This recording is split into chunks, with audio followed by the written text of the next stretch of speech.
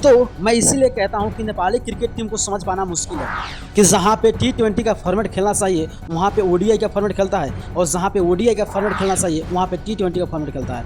भाई किस तरह खेलता है नेपाल क्रिकेट टीम में समझ नहीं आता है। यानी कि सोचो कि 2 मैच खेला नामीबिया और नीदरलैंड के खिलाफ, दोनों में 150 कटाना भी मुश्किल है, और जहाँ पे 200 भी कटाना मुश्किल होता है वहाँ पे T20 में 300 प्लस मार देता है। और मैं इसीलिए कहता हूँ दोस्तों कि नेपाल क्रिकेट टीम को समझ पाना किसी का बस में नहीं है। भाई किस अंदाज में कौन खेलता है भाई समझ नहीं आता है। यानी कि कब तक सुधार होगा, क्योंकि बड़ा सवाल है भाई नेपाल क्रिकेट के लिए, क्योंकि नेपाल क्रिकेट के लिए बहुत बड़ा सवाल है कि कब तक सुधार होगा, कब तक नेपाल क्रिकेट टीम ओडीआई में अच्छा करेगा भाई समझ नहीं आता है। यानी कि सोचो कि जहाँ पे 300 रन बनाना वहाँ पे 314, 15, 20 रन बना देता है, और वहाँ पे जहाँ पे ओडीआई में 200 प्लस बनाना है वहाँ पे 150 कटाना भी मुश्किल हो जाता है।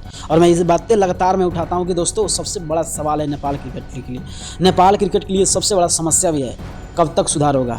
भाई एक खिलाड़ी नहीं, 2 खिलाड़ी नहीं, होता है ना कि कोई एक खिलाड़ी अच्छा कर दिया तो दूसरा खिलाड़ी अच्छा नहीं कर, नहीं, नेपाल क्रिकेट टीम सिर्फ एक ही खिलाड़ी पर निर्भर है, जो करेगा एक ही खिलाड़ी करेगा। अगर ज़्यादा रन बनाएगा तो एक ही खिलाड़ी मारेगा, और उसके बाद ज़्यादा विकेट लेगा तो एक ही खिलाड़ी लेगा। मगर ये सब बहुत खराब निर्णय है नेपाल क्रिकेट टीम के। अगर नेपाल क्रिकेट टीम कुछ अच्छा करना चाहता है, अगर नेपाल क्रिकेट टीम आने वाले जो 2 मैचेस बाकी है वो जीतना चाहता है, तो भाई कुछ अच्छा करना होगा और बेहतर करके दिखाना होगा। तो क्या आपको लगता है कि नेपाल क्रिकेट टीम जीतेगा? आप लोग कमेंट करके बताइएगा, और वीडियो को ज़्यादा शेयर करते हैं, फेसबुक फॉलो कीजिएगा। धन्यवाद।